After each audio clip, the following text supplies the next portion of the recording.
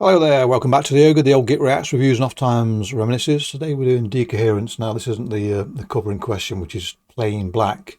So I borrowed an older cover just for the visualization really. Now, as I understand it, the EP that Decoherence have just released is a tribute to Geordie from Killing Joke, who's just passed away, which is probably why the album cover is just pure black. It's always sad when influential, well, let's put in the simplest sense, it's always sad to somebody when somebody goes, but clearly people who influence others, that sadness can be a little bit more profound. And when it comes to Killing Joke, they're a band I listened to from their very beginning. Bought their first stuff and then drifted in and out of as time's gone by. And to be fair, I've not bought anything of theirs for some time. So early stuff, got it all. Bits and bobs from the middle. So Pandemonium, for example, and then the last thing I bought theirs was Hosannas. But anyway, as a tribute to the influence that Geordie had on Decoherence, they've released this EP, and so we'll listen to the final track on that EP.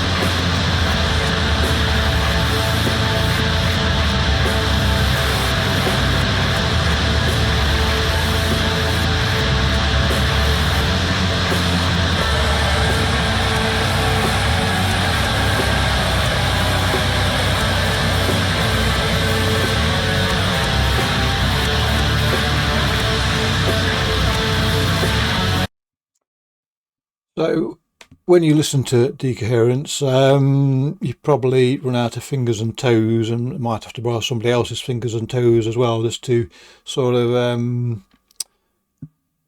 number the amount of the sort of influence that you think may be involved in Decoherence's music. Now clearly they've got their own sort of creativity in there, but everybody's influenced by somebody, and it depends on what track of Decoherences you listen to. You could probably nod to one or two other bands, not in the mimic of any sort of particular band, but in the influence thereof. And I'm presuming here, because as I say, I never research anything for these reviews, but it's just the music that counts for me. But I'm presuming that there is design in the composition of these tracks that does allude to Killing Joke, and even if not, there's an unconscious influence in there from Killing Joke. I mean, I can already, if I look for it, see influence from the very beginning and from the middle of Killing Joke's repertoire.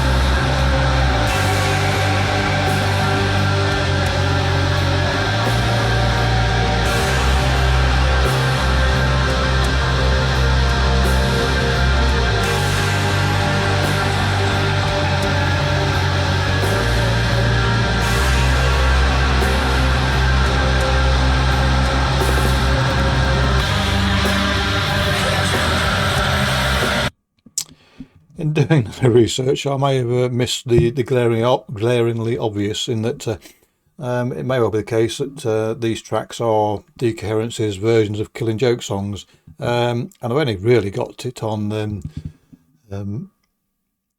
comments from elsewhere that this is in fact a tribute to Geordie, so I might be totally off the mark and misinformed anyway, but nonetheless it is brooding and it is evocative of parts of their work, and it is all angles.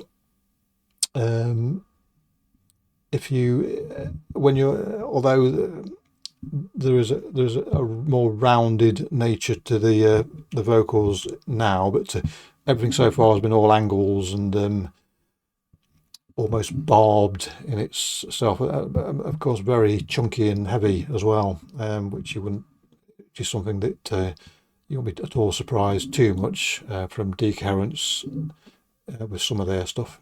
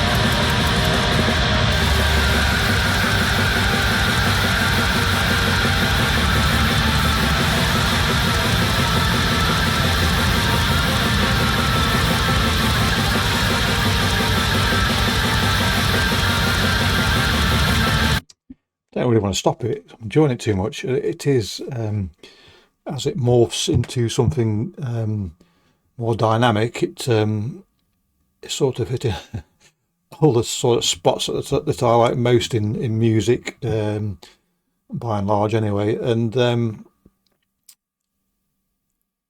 it's weird in a way that often music played this way has a hint of menace about it, but here it doesn't seem to have it. It's as if excuse me, it's more primal than that. There is no intent of harm.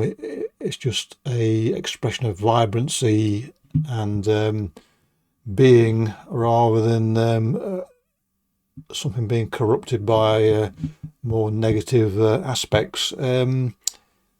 And this is something that obviously people that don't listen to this sort of music don't really get, that just because something's fast and sometimes violent, it doesn't mean to say that violence comes with any intent or menace. When a volcano erupts, there is no intent on anything to maim or harm anything. It just is a force of nature, and this is how this song for me is developing. It is just elemental in its way, that it just surges, and even if it flattens you, it didn't mean to.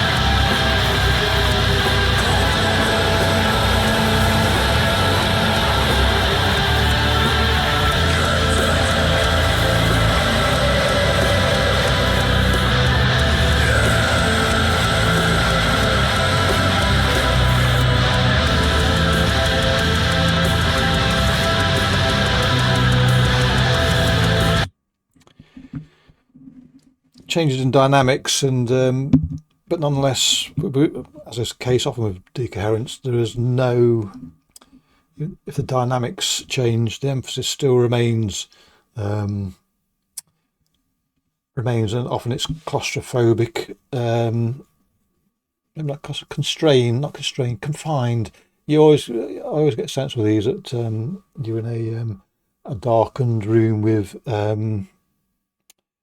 undefined dimensions. Sometimes you can feel as if the walls have closed right in upon you, and other times, perhaps like here really, that those walls are much further away. But it always tends to be sometimes I could decoherence as being a neutrino detector in a bottom of a mine somewhere, or at the bottom of a borehole in the Antarctic, where for the most part, you are in the dark, but every now and again there'll be a flash of light as a neutrino is detected. Now, in reality, decoherence detect neutrinos far more often than any of these real life detectors do, but nonetheless, that is the picture that they paint for me.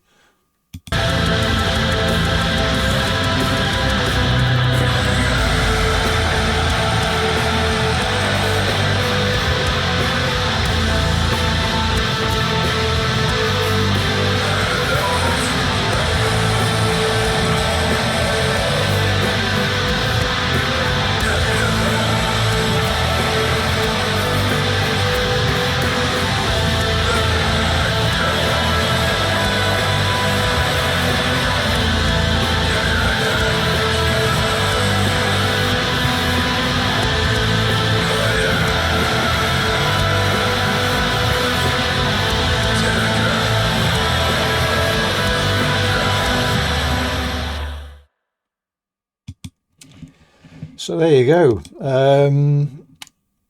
Something quite uplifting at the end there, almost as if a rebirth was occurring. But nonetheless, I recently reviewed Pharmakeia, was it? Whose starkness is complete and there is no light that comes from them, whereas Decoherence are very much in the dark, but light does form part of their being, and you are, there is photons flying in various degrees or other, and there was as I say, there was an uplift, and if it is a tribute, then a fitting one at that. Anyway, clicky bollocks, catch you next time, cheerio.